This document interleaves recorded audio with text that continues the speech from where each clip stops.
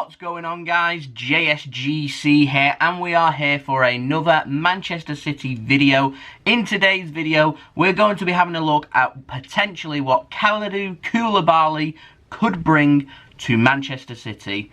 I'm confident now that Manchester City will sign Kalidou Koulibaly this summer, so I'm going to have a look at how he can slot into Manchester City's squad, what he brings to our squad, and try and put some people at ease, because I've seen people out there comparing him to Eloquim Mangala, which I think is really harsh, and people are basing his performance off that one game against Barcelona, and you just simply cannot do that. So we're going to have a good talk about Kalidou Koulibaly in this video. But like always, if you are enjoying the content and you want to help support my channel, then subscribe. It is free. Press that red button, press the bell, and put your push notifications on to stay in the loop with the latest Manchester City news and transfer news. We're doing daily Manchester City transfer updates, and we'll be having another one coming out later on today.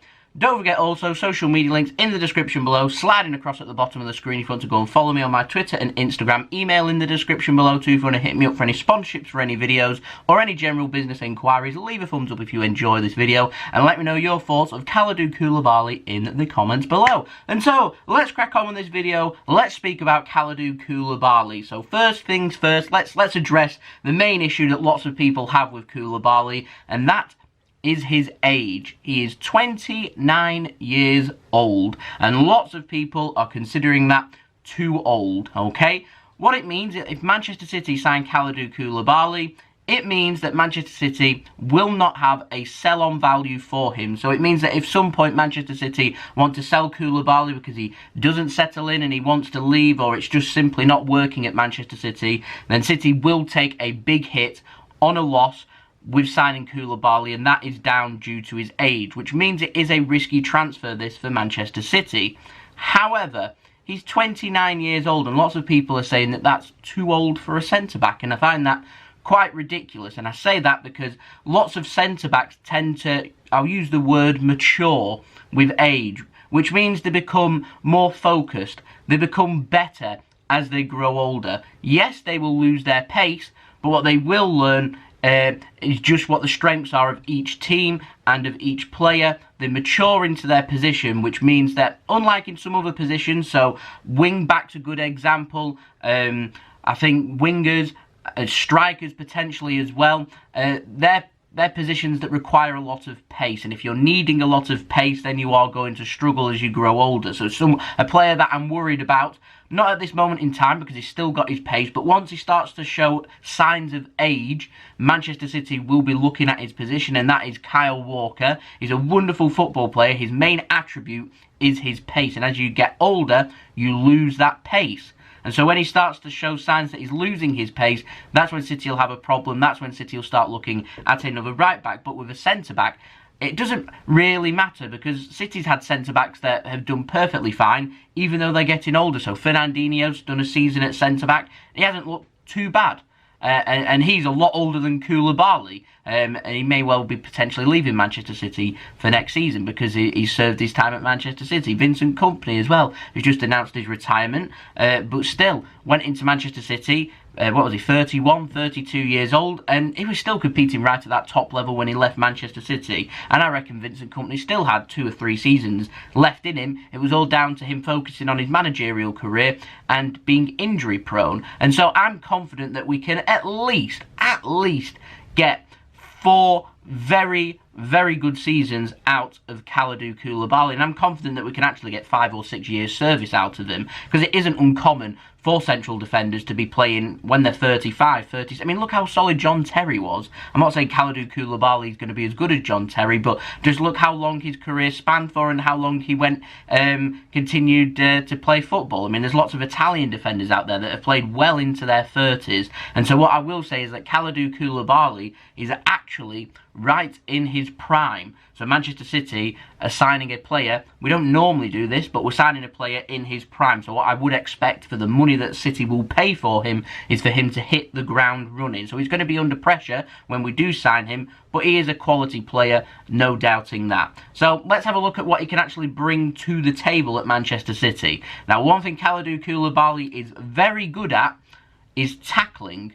And it's unusual to have a centre-back that's main attribute is tackling. It's normally physicality and aerial threat and winning headers, which is what Harry Maguire was meant to be good at, or it's ball playing and it's passing, which is what Aymeric Laporte and John Stones are good at. With Koulibaly, his tackling. He is a very good tackler, and so one thing what he will bring to Manchester City, because he isn't slow either, is that when City are getting pressed, he will have a tendency to step out and try and make that tackle like Nicolas Otamendi. However, Koulibaly has got enough on his brain. I reckon he will be making that mistake, by the way, a few times with Manchester City, and I can forgive that as long as 9 times out of 10 he is making the right decision. What he will do is force a player to go out wide, and then he'll make his tackle, is what he has a tendency to do. So have a think about how Dayot Upamecano plays, because he's very similar to Koulibaly. Upamecano reminds me a lot of what Koulibaly's like. Force the player out wide, keep your legs closed.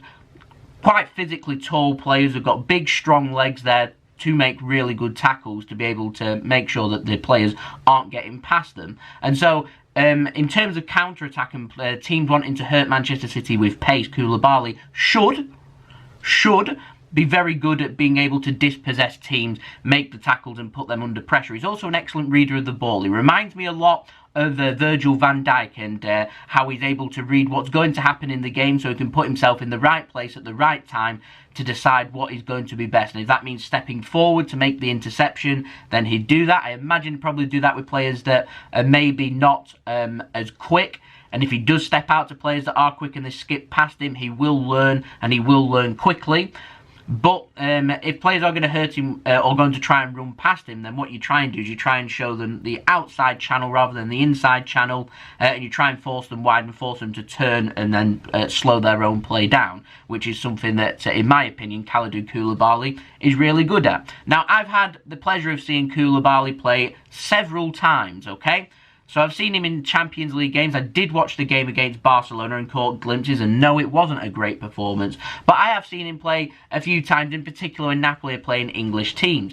And when they've played Liverpool, in particular in Naples, he's never looked out of place. In fact, he's done an excellent job in keeping Liverpool's front three, so I'm speaking Mane, Salah and Firmino, very quiet, making tackles, dispossessing them, making sure, keeping them out. He did an excellent, solid job, and he's actually a really solid defensive player. Now, what I will say with Koulibaly is I feel like he would suit a more defensive team, because Manchester City are a very offensive team. We like to attack. We play a very high line, which is something that Napoli do not do.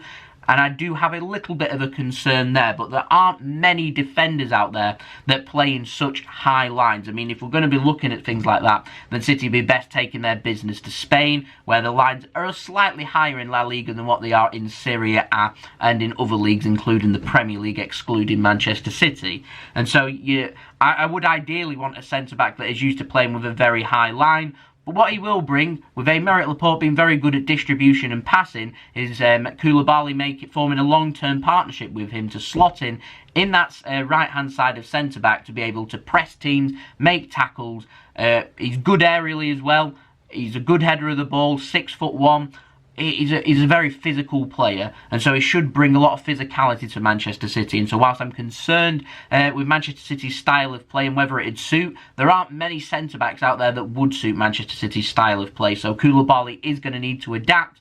But what Koulibaly should be very good at with his physicality, tackling, heading and reading of the ball means he should be excellent at being a really good centre-back in the Premier League, because the Premier League is a very physical league. It's a lot different to a lot of other leagues. There's a lot of physicality there, which should suit Koulibaly's game and should allow him to be able to settle in. But we'll get a proper answer when Koulibaly's going up week in, week out against quality teams. One week you can be facing Liverpool. Midweek you'll be having a Champions League game. The week after you might be having an Arsenal or a Tottenham Hotspur. Then the week after you got a cup game. Lots of games. That's what he's going to have to get used to, going up against quality opposition week in, week out, playing every 4 days and forming that long-term partnership with Aymeric Laporte. I had concerns when Aymeric Laporte joined Manchester City, with him not being used to the physicality, and he's adapted really well. And I'll say the same with Koulibaly. €70 million potentially is what he'll be coming to Manchester City for. He is going to need a little bit of time, but he's already got the quality there. He's already mature enough. He's already got the age and experience to be able to settle in and hit the ground running. Lots of people who say he's the next Mangala or an Otamendi, and I think that's really harsh. Like I said, I've seen Koulibaly play. I've seen him put in exceptional performances. He is a really good centre-back. He's a consistent centre-back as well. He's just going to need time to adapt. And I've got every belief and confidence that Koulibaly, if he comes to Manchester City, will be a proven success. There will come a time in maybe 4 or 5 seasons' time where City may need to go out there and sign another centre-back. But I feel like these issues could be solved potentially within the next season or two. In particular, Fernandinho, that may well have left Manchester City by the time a season or two comes along. Eric Garcia will have left Manchester City by then. I'm confident Otamendi would have left Manchester City by then. And so there's opportunities here for Manchester City to potentially bring in a long-term right-sided centre-back. But what City are looking for right now is quality to be able to regroup, to be able to come back, try and win them trophies, try and win back the Premier League, try and win back the FA Cup, try and make some progress in the Champions League. And to do that, you need proven quality players. And it's come to a time where Manchester City, they've already signed a good young player in Ferran Torres. They've got a really good Premier League experienced player in Nathan Ake that's already come in. And now City are looking for the top-end market for another centre-back to just help us on that push. One thing I will say, and the last note for this video, I do feel like City may need to add 1 or 2 more players if they are wanting to challenge Liverpool and compete on all fronts, because how we performed last season simply wasn't good enough, and there's lots of mistakes that we can cut out and iron out. And I do feel like Koulibaly will help, in particular with teams trying to hurt us on the counter-attack with pace. Excellent reader of the football, excellent reader of the game, good tackler, good presser, good in the air. I'm happy with Kalidou Koulibaly. Do feel like we've overpaid maybe by €10 million or so. City's got the money. It doesn't really affect Manchester City.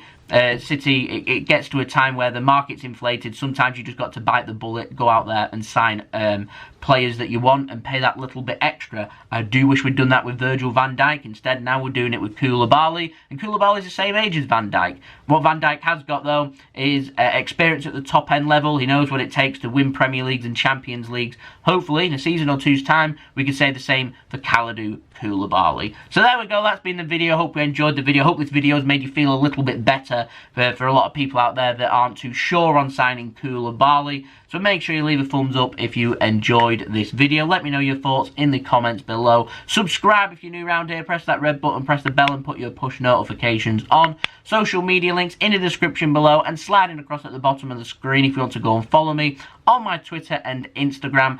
Email also in the description below too if you want to hit me up for any sponsorships for any videos or any general business enquiries. I'll be back again later on today for the daily Manchester City transfer update, and we'll be back again tomorrow also for another daily Manchester City transfer update. And you never know, there may well be some very big news with regards to Kalidou Koulibaly just waiting round the corner. So I'll see you all again for the next video. Thank you everyone so much for watching. Your support is much appreciated by me. I hope everyone is safe and well. I've been JSGC. Peace. Ciao for now.